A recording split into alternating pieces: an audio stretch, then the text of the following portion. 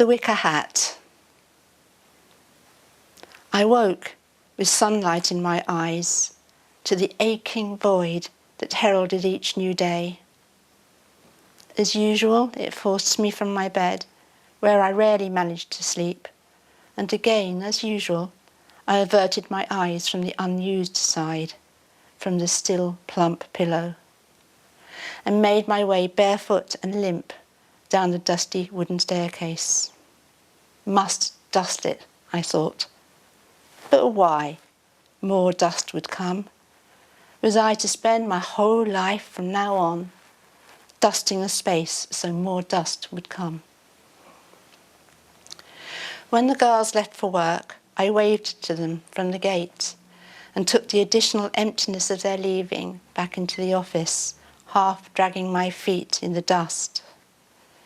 Finn had left so much stuff, good stuff, that he'd collected like a magpie.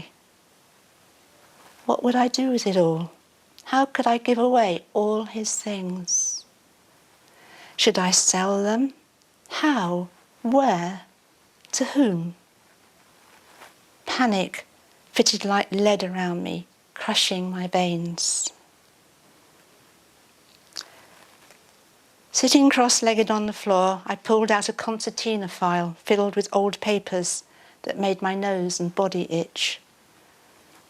I read old letters from work, things that in the past had seemed so vital. And now, what now? Should they go? Could they go? Where could they go?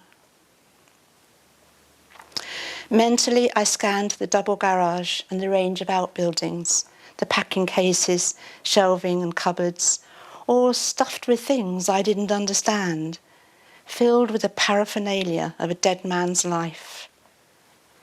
If only I could stay here and keep them, learn them, then discard them gradually, making splendid gifts of them to people in need. How would I know to keep what was needed? I wanted to keep it all, but what was it all? What was it all for?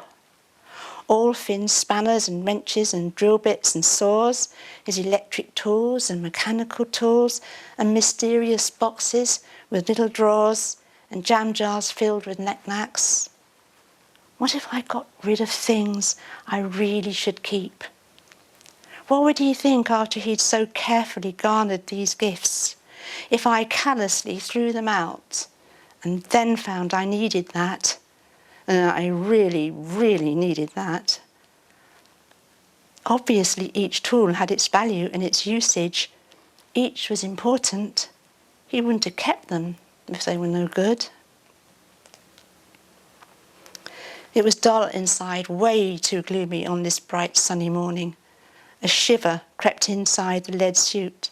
My hands and feet were purple cold, whilst beneath my armpits and breasts I could feel the stickiness of sweat. I thought I might go outside, start on tasks I could undertake in the sun. My tummy flipped as yet another bout of sweating fear advanced, with the realisation that there was the whole huge garden of weeds and roses and choking wild geranium to subdue, the interior of a whole huge rented house to paint. So much to do that couldn't be done, but must be done. So much to learn and find out, to understand and dispatch. And I was but one sick and grieving person who neither wanted to be doing it nor to be leaving there. But Stoneham was too expensive to keep and too big. I had to go, and to a tiny cottage in Ireland where there was room for none of our things. They must all be disposed of. It had to be done. It had to be done by me. And it was awful. Desperate to be outside, I went to work in the garden, enjoying the fresh air on my cheeks and the sun on the back of my head. Orange flames crackled in the incinerator, gulping the meal I'd fed them, things I'd found in the shed that would burn and were obviously clutter. Something was being accomplished and I was feeling better. There was a flat cap made to look like straw hanging from a nail. Had Finn worn this? I put it on my head. Then I put it on top of a box. Then I went to burn it. But I stopped. What if this had been on Finn's head? I tried again to burn it, but I couldn't make myself. The phone called me indoors, and as I finished my conversation, the postman knocked. His smile was cheery. He had cards and a parcel, and probably thought it was someone's birthday. I felt my life force drop head to toe and pool out on the floor. A distant drum roll sounded. "Where's the parcel from?" I asked. He scanned the oblong package. "From Belfast," he said, and held it out to me. My arm wouldn't move. I didn't want to touch it. I was here on my own. I'd never considered they might be delivered like this, in an ordinary parcel, like a present, like a gift. The postman, a nice man, looked confused. I didn't know what to do. A voice in my head cried out for help, and I took a half step back. "That's Finn's ashes."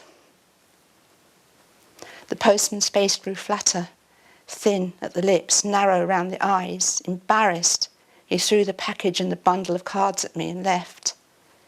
The cards slipped one by one and fell in a crazy muddle to the floor at my feet. The parcel was cold in my arms. How could this have happened? How could Finn be in here? Where should I put him, it, the box? Sunlight moved slowly across the hall and landed on the kitchen door while I stood and tried to work it out. And then when nothing came to help me, no one came to help me, I took the package back up the dusty stairs to the bedroom and put it on his chair. Then I put it under his chair. Then I put one of his jumpers over the top of it. Then I went back out to the garden, relit the fire, and started feeding it again. The hat, Finn's wicker hat, was on the box where I'd left it. It seemed like a living thing basking in the sun. I worked all around it. I picked it up and put it down. I wondered what hat or cat would tell me to do. They'd be kind. They'd tell me to leave it until I was ready. But would I ever be ready? And let's face it, this wasn't a special hat. I'd never even seen him wear it.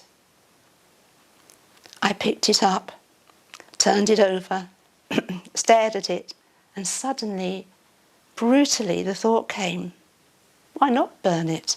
Why not burn his hat? After all, you burnt his head. In recoil, I flung the hat into the flames.